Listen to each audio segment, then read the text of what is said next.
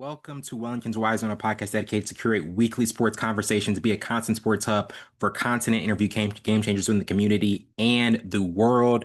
Back with another episode. I know it's been a couple of weeks. Had a big, had a little bit of a gap in between, but as always, follow Wellington Burns on all socials. Follow Wellington's Wise Zone on TikTok. Actually, not TikTok, Instagram. Got to gotta get that correct. So many socials you got to deal with nowadays.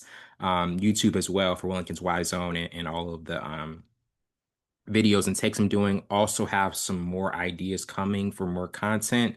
Some things I'm going to be cooking up in the next couple of months and some interviews that I'm planning on starting to put out. But a lot to get into, as always, coming off of the Michigan UNC Michigan UConn championship. Michigan wins 69-63. And overall thoughts with that game, I feel as though Michigan was able to really play the brand of basketball that they want to play. And I think that was the one thing that UConn struggled with the most is that they had chances. Um, but overall, like even when they were trying to rally, Michigan just still had the upper hand. You got Cadeau who had 19 points. Johnson, you got five offensive rebounds, five defensive rebounds, Johnson Jr. And it just was one of those games where I feel as though Michigan was able to kind of play with the pace that they like to play with and just really find ways to um, dictate the pace and flow of the game. So hats off to Michigan with what they were able to do. UConn definitely had chances to get into it, and it just wasn't able to work out for them overall. I did want to also say with North Carolina, Mike Malone going to North Carolina, that is one move I didn't see coming. I just didn't see that coming. I felt as though if North Carolina hires a coach, it's going to be somebody that is probably still a college coach. And then with Mike Malone and the experience he has in the NBA, and you see what he also has done with Jokic, Murray, the Nuggets, all of those things winning a title, I think that is going to propel UNC to a really good level, an elite level. And as a Duke fan, I don't want to see them be successful, but they probably will be in terms of just getting in the groove of things, getting being more competent, and yeah, just overall getting back to to a UNC brand of basketball that is just kind of what we know them for and what we're used to seeing them. So yeah, hats off to that decision, not to UNC because I never want to compliment anything UNC related, but hey, it was a good hire. It was a really good hire. I'll give you that. Next thing I wanted to get to was NBA. Obviously, last game of the season was yesterday. Very interesting game with the Celtics and Magic. I saw that game and the Celtics had nothing to play for, and the Magic had everything to play for. But the Magic almost seemed as though they were like, well, the Celtics, I mean, come on, they're not gonna like actually like put their best foot forward. They're not gonna actually beat us 113-108. No way, no how. And they do. Boston is second seed in the East. And goodness, y'all, if you heard a bit of a jump in my voice, it was because my mic almost fell. Always scary when that happens. But no, like Boston is such a prepared team. They're such a prepared team. And even when they have games where it's like, should they even like play this hard? Should they even go all out for it? They do. And that is what Joe Mazzulla has established a system and a hierarchy of competency and just efficiency in how they play and how they put things together. So, um, tough loss for Orlando. I think it was a really tough loss. I did want to talk about some of the play-in games that are coming up. Then I'll get to the NBA first round matchups that we already know we're going to have for this first round of the playoffs. But Heat Hornets, that's going to be this Tuesday, 6:30. Then you got Trailblazers Suns. That's going to be at 9. I mean, I would say that Miami, I would pick Miami in that game.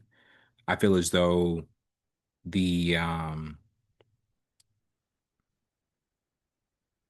just feel as though even though the Hornets are playing at home, I think Miami is going to be able to find ways to be able to out rebound, defend, be a tough defensive team. And sometimes I don't know. I think Charlotte's offense is not as crisp at times that they can kind of go for too many deep shots. They can kind of try to push the envelope too much and get a little out of control offensively. I think that's gonna be something that that haunts them at the end of that game. So I would go with Miami with that one, and then Trailblazers Suns. Suns. Yeah, I would go with Suns in that one. And Warriors Clippers. I really want to talk about this one. Magic Philadelphia. I mean, they should beat Magic should beat Philadelphia. Especially with Embiid out with the appendicitis. I'd be surprised if Orlando doesn't win that game. But getting to Warriors Clippers, I think the Warriors are in an interesting position because even though, like, let's say they win this game, then they win the next game, and then they're able to get to the first round against OKC, which would be not a pretty picture at all. Like you wouldn't want to see that, right? Because it's the ultimate juggernaut for this like current climate of the NBA and OKC, and then the like veteran champion team that is kind of at their last leg. We're not really expecting anything from them in the postseason. Didn't get a trade that could like push the envelope for them, and now it's kind of like, well, this is where they're at. This is like Steph's last run. Um, and I don't think Steph is somebody you'd ever like count out. You'd ever just overlook. But I do think this Warriors team is near the kind of like the latter part of their rope. In terms of just like where they're going, what they're trying to do, the people that they've lost. It's not the same unit, obviously. But now we're looking at a Clippers team that is a very vulnerable team. And now it's kind of there's rumblings. I think Mark Stein said the Warriors, they're open to a Kawhi Leonard move in the offseason. They're open to doing that. So no matter what it has to look like, they are going to make moves to at least put Golden State in the position to be able to possibly get in that mix again, possibly be a contender and keep running things up as they're just trying to have some type of run, some type of momentum to get back to that position of let's not waste Steph's last prime years. Let's not do the same thing the Lakers did with Kobe, where Kobe just was wasting away his last 2 years.